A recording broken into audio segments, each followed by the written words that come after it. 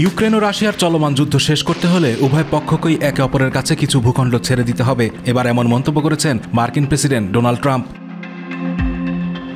White হাউসে এক সংবাদ সম্মেলনে 11 জুলাই ট্রাম্প জানান, আগামী 15 জুলাই আলাস্কায় রুশ প্রেসিডেন্ট ভ্লাদিমির পুতিনের সঙ্গে তার বৈঠক হবে মূলত মনোভাব জানার বৈঠক। মাত্র 2 মিনিটের মধ্যেই তিনি বুঝতে পারবেন চুক্তির সম্ভাবনা আছে কি না। ট্রাম্প বলেন, আমি পুতিনকে বলবো আপনাকে এই যুদ্ধ শেষ করতেই হবে। তিনি জানান, ভবিষ্যতে ইউক্রেনের প্রেসিডেন্ট ভ্লাদিমির জেলেনস্কির সঙ্গেও বৈঠক হতে পারে, যা 3 পক্ষের আলোচনায় রূপ নিতে পারে। পুতিনের সঙ্গে বৈঠকের পরই ইউরোপীয় নেতাদের সঙ্গে কথা বলবেন তিনি, যাতে দ্রুত যুদ্ধবিরতি ঘটানো যায়।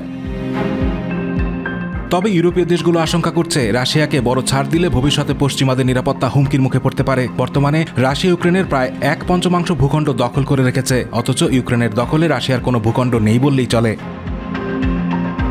লিলি হালাল বিউটি সোপ, বিএসটিআই কর্তৃক সনদপ্রাপ্ত দেশের প্রথম হালাল বিউটি সোপ, দীপ্তিময় উজ্জ্বল ত্বকের জন্য। ট্রাম্প বলেন, ভূখণ্ড বিনিময় হবে এবং এটি ইউক্রেনের জন্যই ভালো হবে। রাশিয়া গুরুত্বপূর্ণ কিছু এলাকা দখল করেছে, তবে আমরা তার কিছু অংশ ফেরানোর চেষ্টা করব। 2022 সালে ফেব্রুয়ারিতে শুরু হওয়া এই যুদ্ধ দ্বিতীয় বিশ্বযুদ্ধের পর ইউরোপের সবচেয়ে ভয়াবহ সংঘাত হিসেবে বিবেচিত।